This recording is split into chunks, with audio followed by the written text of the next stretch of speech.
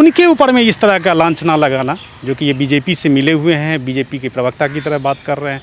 राहुल गांधी को अपने कॉलर के अंदर में झांकना चाहिए कि राहुल गांधी जी बोल क्या रहे हैं। गली के जो नेता होते हैं ना, उस तरह से वो उन्होंने नेतृत्व किया है अभी तक। इन्होंने एक ही चीज़ समझ करके रखा हुआ है, जो परिवारवाद। इस परिवार को छोड़ करके उन्होंने इसके आगे न अध्यक्ष बनना है, न किसी को ऐसा कोई जिम्मेदारी देनी है। केवल प्रियंका गांधी, सोनिया गांधी और राहुल गांधी, जो कांग्रेस पार्टी पूरी तरह से परिवारवाद के अंदर में घिर गई है। जो कांग्रेस के और नेता है, उनको अपने नेतृत्व के ऊपर में विश्वास ही नहीं है। लेकिन कांग्रेस पार्टी का एक भी कार्यकर्ता आपने नहीं देखा होगा जो कि वो कहीं पे भी नज़र आए होंगे आपको। तो कार्यकर्ता विहीन जो पार्टी है, उसका उद्देश्य क्या होगा? वो एकता अखंडता की बातें ज़रूर करेंगे, लेकिन एकता अखंडता को पूरी समुचित तरीके से उसको इम्प्लीमेंट नहीं कर पाएंगे।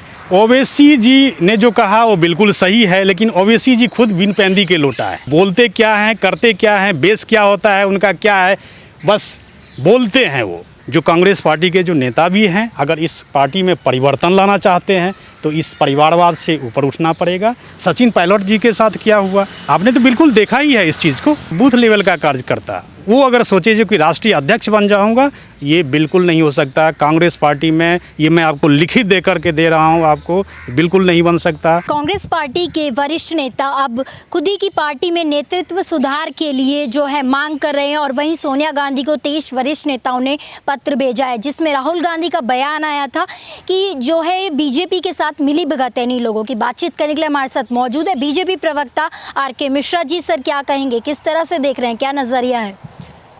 देखिए, ये एक चीज़ तो पूरी तरह से साफ हो चुकी है, जो कांग्रेस के अंदर में सब कुछ सही नहीं चल रहा है।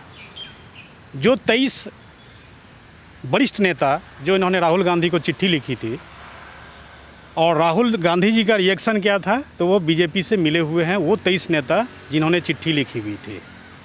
तो बड़े ही शर्मनाक बात है, अगर पार्टी ने अगर कहा है जो कि हमारे पास जो वर्तमान नेतृत्व है, हम उसके ऊपर में भरोसा नहीं कर सकते, क्योंकि हमें इसमें लाभ छोड़ करके केवल हानि ही पहुंच रही है। तो अगर उन्होंने बोला है जो कि ये नेतृत्व परिवर्तित होना चाहिए, परिवर्तन आनी चाहिए, तो आप ये राहुल गांधी कह रहे हैं जो इसमें बीजेपी की तरफ से साठगांठ है और बीजेपी की तरफ से मिले हुए हैं। जहाँ तक इस स्टेटमेंट के बाद गुलाम नबी आज़ाद जो बड़े ही वरिष्ठ नेता हैं कांग्रेस के, कपिल सिब्बल जी जो वरिष्ठ नेता है, मुझे नहीं लगता जो कभी भी इन्होंने बीजेपी के फेवर में कोई कभी बात किया होगा, ऐसा कुछ नहीं है। जहाँ तक जब से हमारा ज्ञान है तब से हमने तो देखा यही है जो कि वो कभी भी फेवर में बात नहीं किया, केवल अनफेवर में ही बात किया। पार्टी का उन्होंने अपना जो कंप्लाइंस है उन्होंने पूरा उसको किया। लेकिन उनके ऊपर में इस तरह का लांछना लगाना, जो कि ये बीजेपी से मिले हुए हैं, बीजेपी के प्रवक्ता की तरह बात कर रहे हैं, तो बहुत ही निंदनीय और घोर निंदनीय है। राहुल गांधी को अपने कॉलर के अंदर में झांकना चाहिए कि राहुल गांधी जी बोल क्या रहे हैं।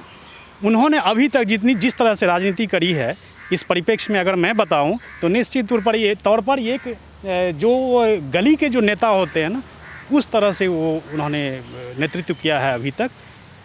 जो मुद्दे उन्होंने उठाए हैं उसके पीछे ना कोई आधार होता है, ना कुछ होता है। बाद में जा कर के झूठ पकड़ा जाता है। न्यायालय उसे कितनी बार ऐसा हुआ है जो कि न्यायालय की तरफ से भी उनको फटकार लगी है, डांट लगी है। तो इस तरह का नेतृत्व कोई भी पार्टी नहीं चाहेगा। सर, परिवारवाद, वंशवाद इस तरह हावी हो चुका है कि अपनी पार्टी के नेता जो इतने सालों से उन्होंने पूरा जीवन व्यक्त कर दिया, उन पर सवालिया निशान कर रहे हैं। किस तरह की राजनीति कर रहे हैं? देखिए, एक चीज़ है, इसमें कांग्रेस पार्टी में नहीं, मैं हर एक पार्टी की बात बता रहा हूँ। हर एक में योग्य अयोग्य सब तरह के नेता हैं। कुछ नेता ऐसे भी हैं जो मतलब पूरी तरह से योग्य न होने के बावजूद भी अपने मुकाम तक पहुँचे हुए हैं। जहाँ तक 23 व्यक्ति की बात है, जो 23 नेता की बात है, वो कभी न कभी इस पार्टी में, सरकार में कोई ना कोई मंत्री, कोई ना कोई अच्छे पद पर इन्होंने इस तरह का नेतृत्व किया है इन्होंने। जहाँ तक बात है राहुल गांधी का, तो इन्होंने एक ही चीज़ समझ करके रखा हुआ है, जो परिवारवाद। इस परिवार को छोड़ करके उन्होंने इसके आगे न अध्यक्ष बनना है, न किसी को ऐसा कोई जिम्मेदारी देनी है। केवल प्रियंका गांधी, सोनिया गांधी और राहुल गांधी। तो हमारे कहने का मतलब ये है जो कांग्रेस पार्टी पूरी तरह से परिवारवाद के अंदर में घिर गई है। और परिवार के विरोध में बात करना, अगर आप उनके फेवर में बात करें फिर तो ठीक है, अगर उनके अनफेवरेबल कोई बात हुआ तो निश्चित तौर पर आपको टांग दिया जाएगा। परिवारवाद के रोग से इस तरह ग्रस्त हैं कि पहले राहुल गांधी को बनाया गया अध्यक्ष, फिर उन्होंने इस्तीफा दिया, अब अंतरिम अध्यक्ष सोनिया गांधी को बनाया गया, वो चाहती हैं कि मैं नहीं बनूं, फिर अगेन उनको 6 महीने के लिए बनाया गया अध्यक्ष। यानी एक कुर्सी के चारों तरफ 3 लोग मेंबर घर के घूम रहे हैं। उसमें एक चीज़ और भी है, या तो जितने भी 3 व्यक्ति के अलावा जो कांग्रेस के और नेता हैं उनको अपने नेतृत्व के ऊपर में विश्वास ही नहीं है, जो खुद अपनी तरफ से कोई नेतृत्व कर सकें, या उनको कोई मौका ही नहीं मिल रहा है। आप इससे पहले देखे होंगे सीताराम केसरी जी भी थे जो बिहार से आते थे और उनको कांग्रेस पार्टी का अध्यक्ष बनाया गया। उनकी इन लोगों ने क्या दुर्दशाएं की वो सब वाकिफ़ होंगे। इसलिए इस 3 के अलावा, इस गांधी परिवार के अलावा अगर कोई कुछ बोलेगा पार्टी में तो निश्चित तौर पर उसको असाइड कर दिया जाएगा। सर, कपिल सिब्बल पर बड़ा सवाल खड़ा कर दिया कि कपिल सिब्बल पर कह दिया कि बीजेपी से मिले हैं। कपिल सिब्बल का बयान आया कि मैंने अपना जीवन दे दिया, और वही कपिल सिब्बल है जो राम मंदिर के खिलाफ जो विपक्ष में केस लड़ते नजर आ रहे हैं। कपिल सिब्बल जी भी कल तक पूरी तरह से एग्रेसिव थे, पार्टी के विरोध में, राहुल गांधी के विरोध में बातें कर रहे थे, और आज फिर उनको मना लिया गया। और मनाने के बाद फिर उन्होंने जो ट्वीट किया था उसको हटा भी दिया, शायद मैंने देखा नहीं है, लेकिन शायद उस ट्वीट को भी हटा दिया इन्होंने। तो कहने का मतलब ये है, जो अभी फिर वो वही बात आ गई, जो परिवारवाद की बात है वही बात आ गई।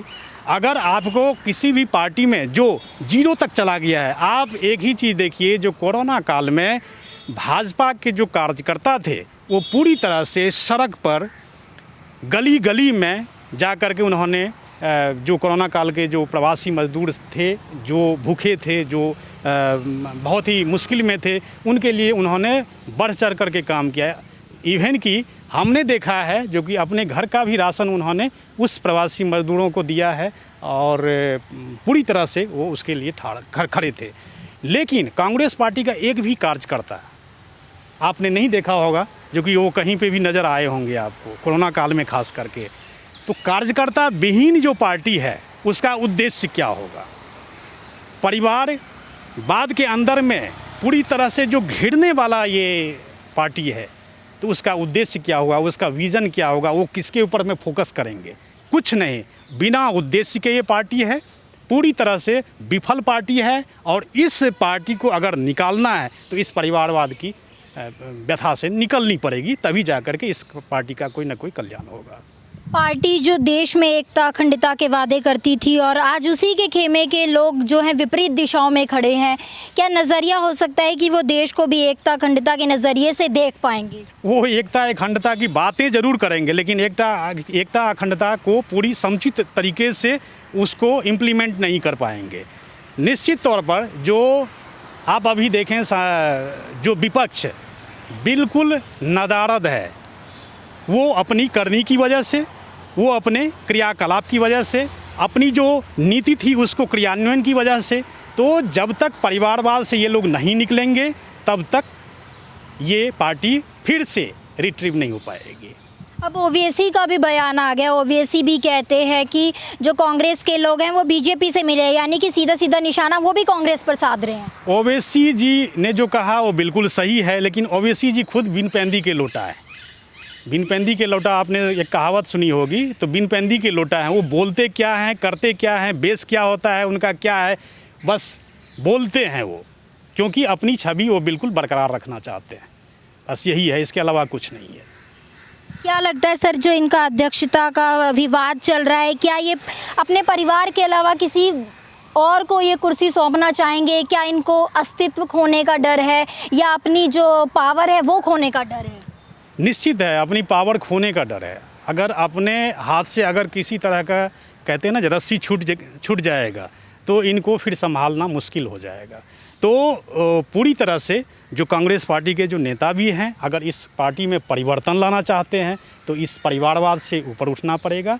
परिवार के बाहर को नेतृत्व प्रदान करें तो निश्चित तौर पर पार्टी का कहीं ना कहीं, मुझे अंदाज़ा लगता है, जो कहीं ना कहीं कभी भलाई हो जाएगा। अन्यथा ये पार्टी तो ख़त्म हुई पार्टी। जहाँ तक कांग्रेस पार्टी की बात है, इसमें दो तरह के नेता हैं, बुजुर्ग नेता हैं और युवा नेता हैं। युवा नेता नेतृत्व राहुल गांधी को कुछ पसंद करते हैं, कुछ सोनिया गांधी को पसंद करते हैं।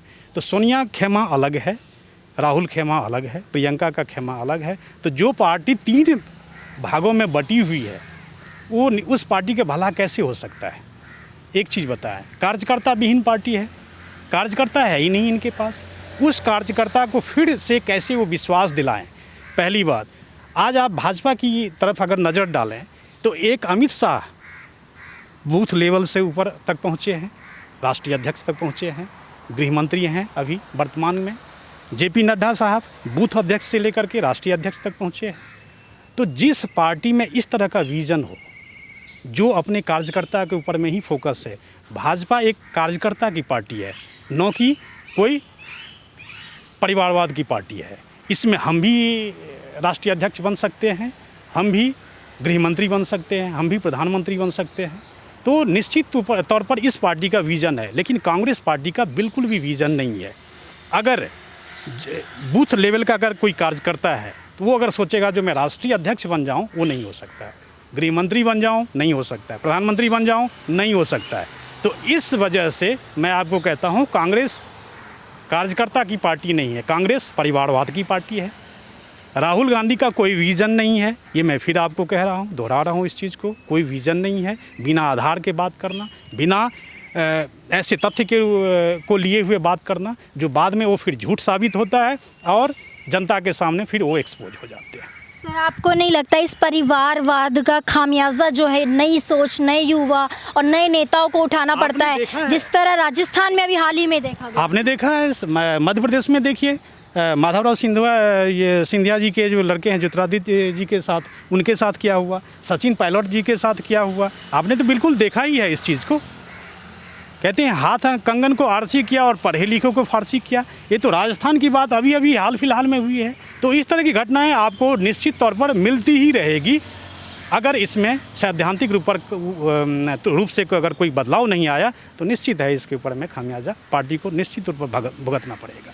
एक नेता जो राजनीतिक पार्टी से आता है, उसका परिवार है, उसका बैकग्राउंड राजनीतिक है, तो उसको अध्यक्ष बना दिया जाता है। एक जो जिसका आसपास से कोई लेना देना नहीं है, उसको पूछा ही नहीं जाता, उसकी सोच को नकार दिया जाता। तो मैं तो पहले ही बता रहा हूँ इस चीज़ को, जो कि अगर कोई एक बूथ लेवल का कार्यकर्ता वो अगर सोचे जो कि राष्ट्रीय अध्यक्ष बन जाऊंगा, ये बिल्कुल नहीं हो सकता। कांग्रेस पार्टी में ये मैं आपको लिखित दे करके दे रहा हूँ, आपको बिल्कुल नहीं बन सकता।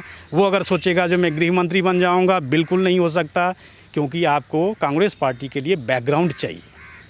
आज हमारा कोई बैकग्राउंड नहीं था, हम बिना बैकग्राउंड के आए हुए हैं और हमें पार्टियों ने पूरा सम्मान दिया है, सम्मान दे रहे हैं, सब तरह की बात है। तो ये पार्टी और इस पार्टी का तुलना बिल्कुल नहीं हो सकता। ये 100 उधर अगर 99 है तो वो वहाँ पर 1% है।